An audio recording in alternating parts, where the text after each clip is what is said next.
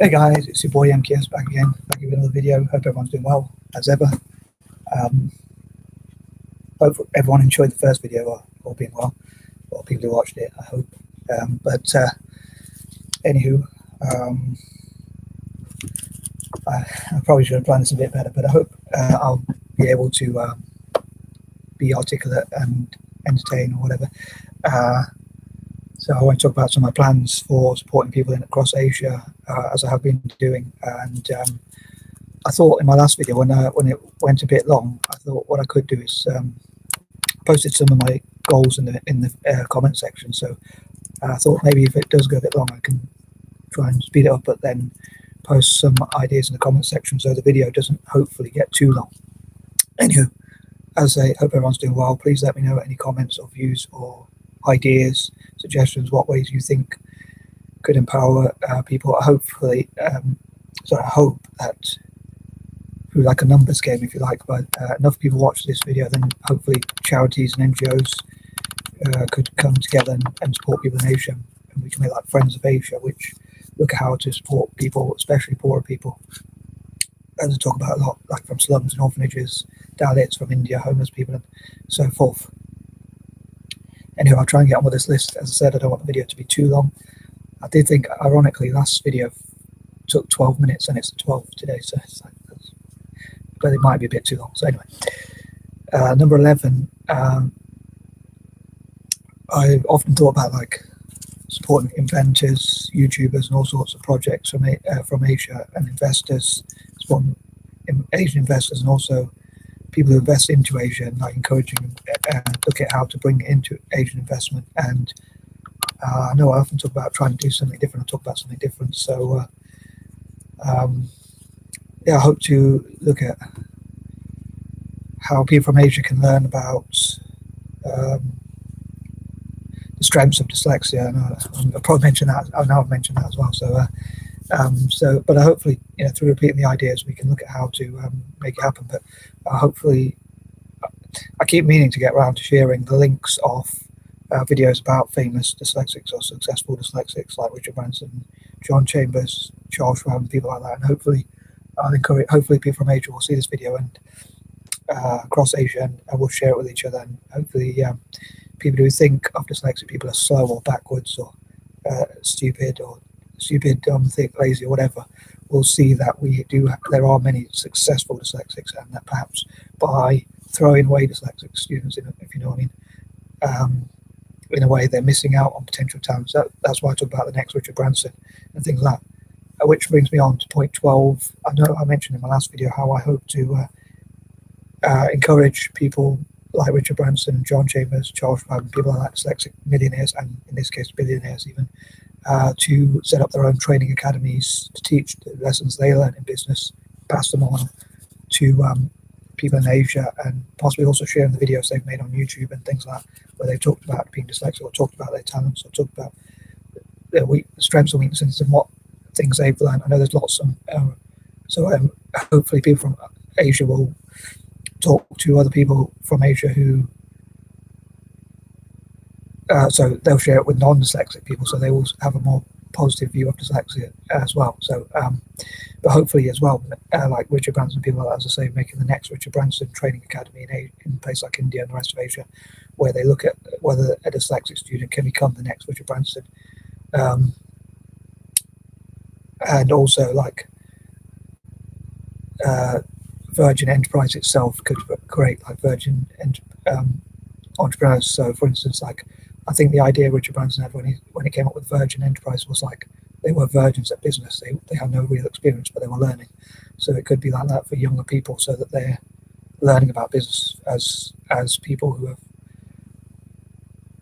are starting out, so they can learn from the youngest possible age and things like that. And also, yeah, so those sorts of organisations, and possibly think of some different creative names, like say I've thought of like Virgin Enterprise Training Academy for young entrepreneurs to get started in business and learn about business and things like that. Maybe even have like a small map of investment that people can invest, and sending them stuff that can help them start a business and then learn about business through doing it and all that sort of thing. and also, as I say, the Richard Branson Centre for Training Dyslexics or whatever, something like that. I don't actually know the actual name, what I call it, but like Training Academy for Dyslexics people there. So I hope to create as many of those as possible, or to encourage people to create.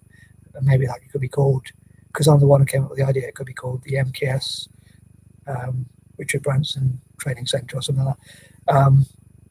So I'd love to know any thoughts or any ideas you have as well about that, what training centres could be called or what could be created across Asia, India, China, Pakistan, all over Asia, and also bringing Asians together and things like that, and improving relations between them.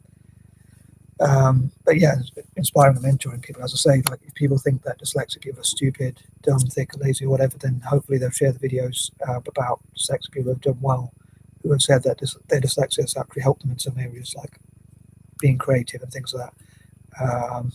So as I say, I hope they'll share, and I generally try and share those links with dyslexics Asian groups. But as I say, if non-dyslexics find that as well, it's for the dyslexics to find out, they can get the confidence, but for non-dyslexics to find out, they can also